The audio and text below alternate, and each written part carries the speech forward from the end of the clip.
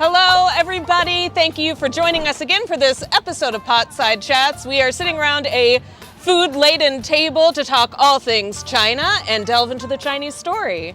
Yes, and in this episode, the Chinese story will be extra cultured and sophisticated because it's all about traditional Chinese music. I love that. And since Nathan and I appreciate music, but we're not practitioners ourselves, we invited singer-songwriter extraordinaire all the way from the UK, embracing Chinese music, Shaun Gibson. Wow, what an introduction. Thank you very much. Now, Shaun, when the producers told us that this episode was going to be all about traditional Chinese music, I thought it was going to be something like this.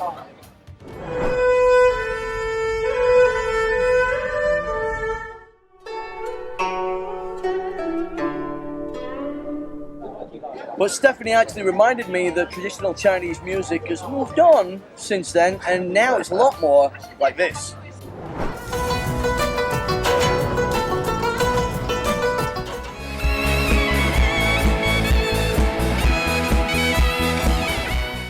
Yeah, it's definitely evolved. And it seems like traditional Chinese music is experiencing a bit of a renaissance now. Like, younger people are connecting with these traditional elements, but they're also fusing it with, modern styles that they're already passionate about, which creates just something really new and unique. And that's kind of what you're doing with your own music, yeah? Yeah, so I basically travel all around China and I put everything that I see and everything that I hear into my music. Tell me, can you hear the sound of our who in the streets? It's such a beautiful sound, and it's just so profound when it's playing to a hip-hop beat. And it really is fantastic inspiration because, every region in China has its own unique culture in terms of architecture, fashion, music, instruments, literally everything. So it's a really great opportunity to be able to take something traditional and mix it with my own style of like Western pop music. And it's a really nice blend that I enjoy to explore. So would you say that that is the fusion of traditional elements and modern elements?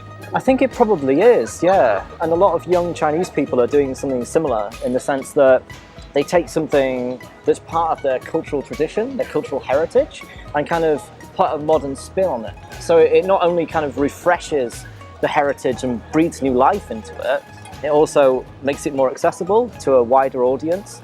And I think in the future that could potentially spread it to, a global market. Who knows?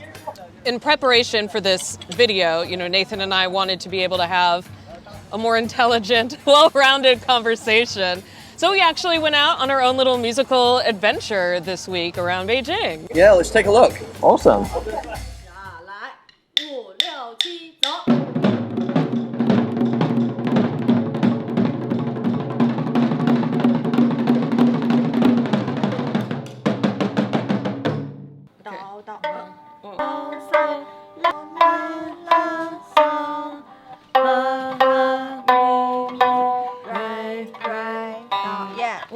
Tell us why you feel it's important to preserve traditional Chinese music. 如何让民族音乐让更多的年轻人接受，是我们这个团成立之后一直追求的一个方向。所以我们做了很多最新的一种尝试，让传统的文化赋予它最年轻的一个生命力，让更多的年轻人接受、喜欢民族音乐，这样才是最好的一个传承和发展。每年我们都会做很多创新的民族音乐演出形式。 包括说我们近期正在做的，在线上直播的，这国乐最现场的3场系列音乐会，都是完全面对年轻人的。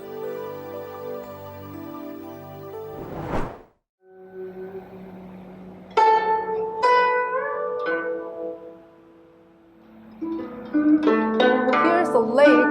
Come down again. Okay, very good. You can play very fast. How many different students or foreign students are you teaching or have you taught around the world? Nearly 100 students and across nearly 50 countries on 5 continents. Wow, you must be very proud. Yeah, of course. Why do you think it is still popular today with young people, both Chinese young people and foreign young people? The foreign young people I met, they are very curious about Chinese zheng or Chinese music. And some of my students have learned piano, violin, guitar, and they can also play some Chinese music or guzheng music, especially the traditional music, on their instrument. After they learn from me, they can play some music they love or the very popular, famous music from their country on guzheng. It's very interesting. We have a saying that's what belongs to the nation belongs to the world. I hope people can establish the relationship through music and we can understand each other more.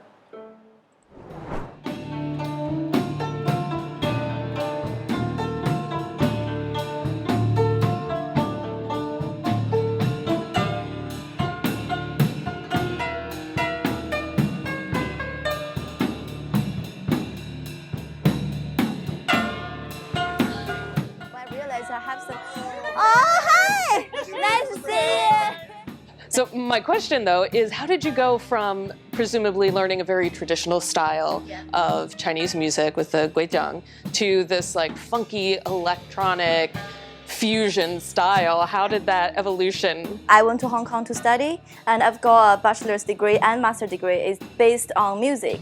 So I've learned traditional Chinese music, as well as guzheng, traditional Chinese instrument. Also, I learned all the Western musical history. So it's based on both West and East. So it's just like something very natural. It just happened. I feel like guzheng in China is like piano in the West. It's like a major instrument. So yes, some of them, they know what guzheng is, some of them don't. I'm happy actually, if my gig could help people to help people know a little bit more of Chinese culture and Chinese roots. That would be awesome, yeah. So, as you can see, Shaun, we've been on quite the adventure. What do you think? You have indeed. I'm very jealous. Why didn't you take me with you? Why didn't we? Next time. So, while we were there and we were seeing all these musicians perform live, it felt so energetic and immersive. Is that one of the reasons why you like traditional Chinese music? So I really like traditional Chinese music because it contrasts a lot with Western music. Western music is very rhythmically based, whereas Chinese traditional music is much more melodically based. So the focus is on the melody and the lyrics primarily. Sure, yeah. And the lyrics are really abstract as well, because Chinese language is quite abstract in its nature. So you can have maybe just 2 or 3 characters basically painting this massive picture. So it's a massive scene. And also, you've got a lot of traditional Chinese musical instruments which are very natural sounding. So there are some that can imitate the sound of a horse, for example, erhu, and you've got swana, which is an amazing instrument, and can imitate birds tweeting, or all of these kind of very organic, natural kind of sounds.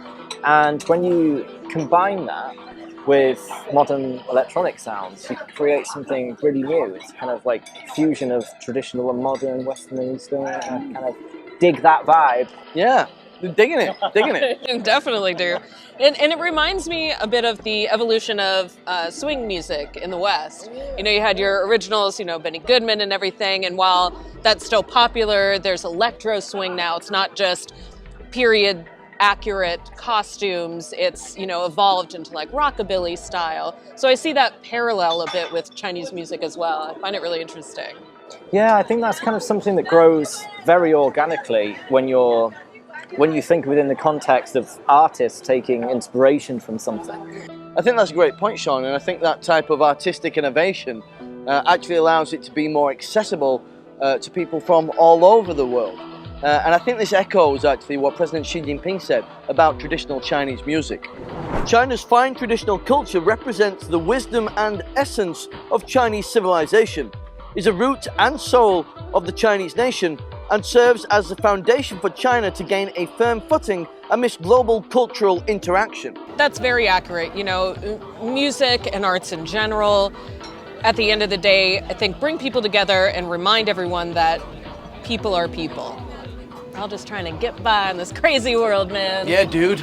Yeah. People are people. People are people. Yeah, well, I think that music is an international language, and it really has a fantastic potential to cross cultural boundaries. And I think I just hope that more artists can can be inspired by musics of other cultures and also by their own cultural traditions as well, because I think this mix and match of cultures and traditions from all around the world is a great way of creating new, modern cultures in this globalized world that we find ourselves living in now. It's a great way of bringing people together, like you said. I agree. Well, that's why we're all here. So. It is why we're all here. Yeah. Well, I think we hit all the right notes for Oh, this no. episode. You love these puns. Come back for one more at our next episode of PotsideChats. Shaun, thank you so much for being with us today. Thank you for Great to be watching. here. Yes, We'll see you next time. Bye.